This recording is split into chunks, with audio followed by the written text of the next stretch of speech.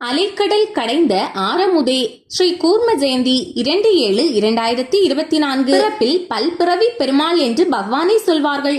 ஆயினும் அவன் பிறப்பெடுக்கின்றான். இதனை வேதம் அஜாயமானோ பகிதா விஜாயதே என்று போற்றுகிறது. நம் பிறப்பு கர்மத்தின் அடியாகவும் அவன் பிறப்பு கருணையின் அடியாகவும் இருக்கிறது. அவதாரம் என்றாலே மேலே இருந்து கீழே இறங்குவது என்று பொருள். இப்படி எடுத்த அவதாரங்கள் அதிகம் என்றாலும் சிறப்பாக தசாவதாரத்தை சொல்வார்கள். தேவுடைய மீனமாய், ஆமையாய், ஏனமாய், அரியாய், குரலாய், மூவுருவில் ராமனாய், கண்ணனாய், கற்கியாய், முடிப்பான் கோயில் என்பது ஆழ்வார்கள் பாசுரம். தசாவதாரத்தில் இரண்டாவது அவதாரம் கூர்ம அவதாரம். மகாவிஷ்ணுவின் பிற அவதாரங்கள் யாவும் தீயவர்களை அழிப்பதற்காக எடுக்கப்பட்ட அவதாரங்களாகும். ஆனால் கூர்ம அவதாரம் யாரையும் அழிக்காமல் பார்க்கடலில் இருந்த பல அரிய பொருட்களை தேவர்களுக்கும் மக்களுக்கும் வழங்குவதற்காக எடுக்கப்பட்ட அவதாரமாகும். அந்த அவதாரத்தின் சிறப்பையும் அவர் காட்சி தரும் திருத்தலம் பற்றியும் அவரை பூஜிக்க வேண்டிய முறை பற்றியும் அதனால் கிடைக்கும் பலன்களையும் இங்கு தெரிந்து கொள்வோம். கூர்ம அவதாரத்தின் பெருமை. கூர்ம அவதாரம் தேவர்களாலும் அசுரர்களாலும் அமுதம் பெறுவதற்காக பார்க்கடல் கடையப்பட்ட போது நிகழ்ந்த அவதாரம் ஆகும். தேவரும் அசுரரும் மேருமலையை மத்தாக வைத்து வாசுகி பாம்பை கயிறாக கொண்டு பார்க்கடலை கடைந்தார்கள். ஆனால் மேருமலை சாய்ந்தது, பார்க்கடலை கடைய முடியவில்லை. அப்போது விஷ்ணு ஆமை உருவம் எடுத்து மேருமலைக்கு பீடமாகவும் பிடிமானமாகவும் இருந்தார். கூர்ம அவதாரமானது தொடர்ச்சியாக மோகினி அவதாரம் எடுத்து அரக்கர்களை மயக்கியதாகவும் கதை உண்டு. அமுதத்தை தேவர்கள் மட்டுமே உட்கொள்ள வேண்டும் என்பதற்காகவும் அசுரர்களுக்கு இறப்பில்லா தன்மை கிடைத்தால் அது ஆபத்தாகிவிடும் என்பதாலும் விஷ்ணு மோகினி அவதாரம் எடுத்ததாகவும் உள்ளது. அவதாரத்தின் தத்துவம். ஆனி மாத கிருஷ்ணபட்சத்தில், அதாவது தேய்பிறை துவாதசி திதியில் திருமால் கூர்ம அவதாரம் எடுத்ததாக புராணங்கள் கூறுகின்றன. உலகுக்கு ஆதாரமானது கூர்ம அவதாரம். கூர்மத்தின் முதுகில்தான் இந்த உலகம் நிற்கிறது என்பதால் ஆதி கூர்மம் என்கிறோம். தைத்திரிய ஆரண்யகத்தில் முதல் பிரசன்னத்தில் கூர்ம அவதார பெருமை பேசப்படுகிறது. வேத வல்லுநர்கள் கூர்ம அவதாரத்தை நினைக்காமல் யாகங்களை செய்ய மாட்டார்கள். காரணம், அவர்கள் அமர்ந்திருக்கும் ஆசனமே கூர்ம ஆசனம் என்றுதான் சொல்வார்கள். யக்ஞ வேதிகை செய்யும் போது கூர்ம பீடத்தின் மேல் உட்கார்ந்து செய்வார்கள். ஆசனத்தை ஆதி கூர்மாய நமக என்று மந்திரம் சொல்லி அமர்வார்கள். கோயில் தீபஸ்தம்பம் அடியில் ஓர் ஆமை உருவம் அமைந்திருக்கும். ஆமை என்பது நிலத்திலும் நீரிலும் வாழக்கூடியது. அது கரையிலே முட்டையிட்டு நீரின் அடியில் இருந்து கொண்டு தன்னுடைய குஞ்சினை உண்டாக்கும் படைத்தது. இதை யோகிகள் தீஷா மந்திரத்தில் ஒரு நிலை என்பார்கள். அதாவது குரு தன்னுடைய மனசினாலேயே தூரத்திலிருந்து தோன்றா துணையாக சீடனுக்கு ஞானத்தை அளித்தல். இதற்கு மானச தீட்சை அல்லது கமட தீட்சை என்று பெயர். கமடம் என்றால் ஆமை என்று பொருள். வேதத்தில் கூர்ம அவதாரம். ஸ்ரீமன் நாராயணனின் நாபி கமலத்திலிருந்து பிரம்மா தோன்றினார். அவர் உலகத்தை படைத்தார். தான் படைப்பாளி, தன்னால் தான் உலகம் படைக்கப்பட்டிருக்கிறது என்று அவர் நினைத்தார். அப்போது அவர் எதிரிலே ஒரு ஆமை தோன்றியது. அந்த ஆமையை பார்த்து, நீயும் என்னால் படைக்கப்பட்ட ஒரு உயிர்தான் என்று பிரம்மன் கூற, அந்த ஆமை சிரித்தபடி கூறியது, நீ தவறாக கூறுகிறாய். உன்னால் நான் படைக்கப்படவில்லை, என்னால் தான் நீ படைக்கப்பட்டிருக்கிறாய் என்று சொல்லிய அந்த ஆமை தன்னுடைய விஸ்வரூப தரிசனத்தை பிரம்மாவுக்கு காட்ட பிரம்மா கூர்மத்தை பல்வேறு சோஸ்திரம் செய்தார். நீயே ஆதி புருஷன், உலகை படைக்க வல்லவன் நீயே என்று கூர்மாவதாரம் குறித்து வேதத்தில் கூறப்பட்டுள்ளது. கூர்மாவதாரத்தை பற்றி பல்வேறு நூல்களில் பல்வேறு விதமான கதைகள் சொல்லப்பட்டிருக்கின்றன. 18 புராணங்களில் கூர்ம புராணமும் ஒன்று.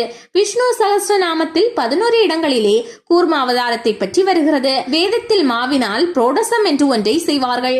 அது அக்னி பகவானுக்கு அளித்தால்தான் யாகம் நிறைவு பெறும். இந்த புரோடசத்தை செய்கின்ற பொழுது கைகளினால் உருட்டி ஒரு ஆமை உருவத்தில் செய்வார்கள். இதற்கு காரணம் சொல்லப்பட்டிருக்கிறது. ஒரு முறை அங்கிரசுகள் யாகத்தை செய்து அடைந்தார்கள். அதன் பிறகு ரிஷிகள் யாகம் நடந்த இடத்தை பார்த்த பொழுது அங்கே புரோடசம் கூர்ம ரூபத்தை எடுத்து ஊந்து சென்று கொண்டிருந்தது. அதை பார்த்தவுடன் ரிஷிகள் இந்திரனுக்காக நெற்பாயாக, பிரகஸ்பதிக்காக நெற்பாயாக, விஸ்வே தேவர்களின் பொருட்டு நெற்பாயாக என்று வேண்டிக் கொண்டார்கள். ஆனால் அந்த கூர்மம் நிற்கவில்லை. கடைசியில் அக்னியின் பொருட்டு நற்பாயாக என்று சொல்ல கூர்மம் நின்றுவிட்டது. அதனால் கூர்ம உருவத்தில் புரோடசம் அமைய வேண்டும் என்று சூத்திரக்காரர்கள் கூறுகின்றனர். திருமஞ்சன காலத்திலும் மற்றும் முக்கியமான வேத பாராயணங்களிலும் யாக ஹோமங்களிலும் ஓதப்படும் மந்திரம் புருஷ சூக்தம். அந்த புருஷ சூக்தத்தில் பகவானே கூர்ம அவதாரத்தை எடுத்தார் என்பது தெளிவாக சொல்லப்பட்டிருக்கிறது. சங்க இலக்கியத்தில் கூர்மாவதாரம். சங்க இலக்கியத்தில் இளங்கோவடிகள் ஆச்சியார் குரவையில் வடவரையை மத்தாக்கி வாசுகியை நானாக்கி கடல் வண்ணன் பண்டொரு நாள் கடல் வயலக்கினையே என்று போற்றி பாடுகின்றார். பரிபாடலில் கூர்மாவதாரம் பற்றிய செய்திகள் இருக்கின்றன. ஆழ்வார்கள் பாடிய கூர்மாவதாரம். ஆழ்வார்கள் அத்தனை பேருமே கூர்மாவதாரத்தை போற்றி பாடுகின்றனர்.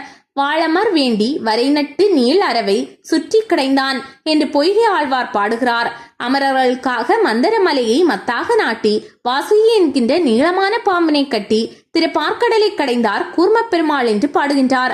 இப்படி கடைந்தது அவர்களுக்கு அமுதம் தருவதற்கே என்பதை குலசேகர ஆழ்வார் அலைக்கடலை கடைந்து அமரர்க்கு அமுதருளி செய்தவனே என்று பாடுகிறார்.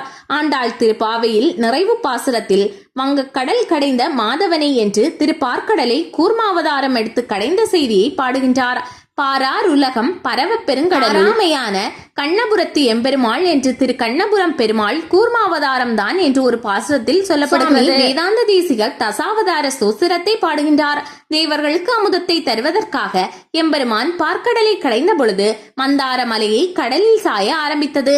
அது சாயாமல் இருப்பதற்காக பகவான் கூர்மாவதாரம் எடுத்து தன் முதுகில் தாங்கினார். அப்பொழுது அந்த தண்ணீரின் குளிர்ச்சியாலும் முதுகில் மந்தார மலையை சுமந்த உணர்த்தியினாலும் பகவானுக்கு தூக்கம் வந்ததாம். திரு சந்த விருத்தத்தில் திருமழிசை ஆழ்வாரும் ஆமையாகி ஆழ்கடல் துயின்ற ஆதிதேவா என்று பாடுகின்றார். கூர்மம் தூங்கும் போது ஆமையின் மூச்சுக்காற்று வெளியிலே வந்ததாம்.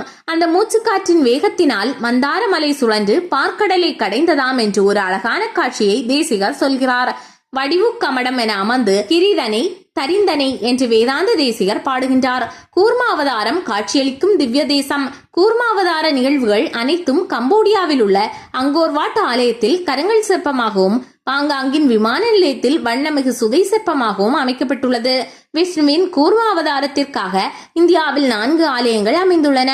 ஆந்திர பிரதேசம் சித்தூர் மாவட்டத்தில் கூர்மை, ஆந்திர பிரதேசம் ஸ்ரீகாகுளம் மாவட்டத்தில் உள்ள ஸ்ரீ கூர்மம், கர்நாடகம் சித்ரதுங்கா மாவட்டத்தில் உள்ள ரங்காபூர் மற்றும் மேற்கு வங்காளம் ஹூக்ளி மாவட்டத்தில் உள்ள கோகாட் கிராமத்தில் உள்ள ஸ்வரூப் நாராயணன் ஆகியவை ஆகும். ஆந்திராவில் ஸ்ரீகாகுளம் மாவட்டம் ஸ்ரீ கூர்மம் என்ற ஊரில் ஆனி மாதம் தேய்பிறை துவாதசியில் கூர்ம ஜெயந்தி சிறப்பாக கொண்டாடப்படுகிறது.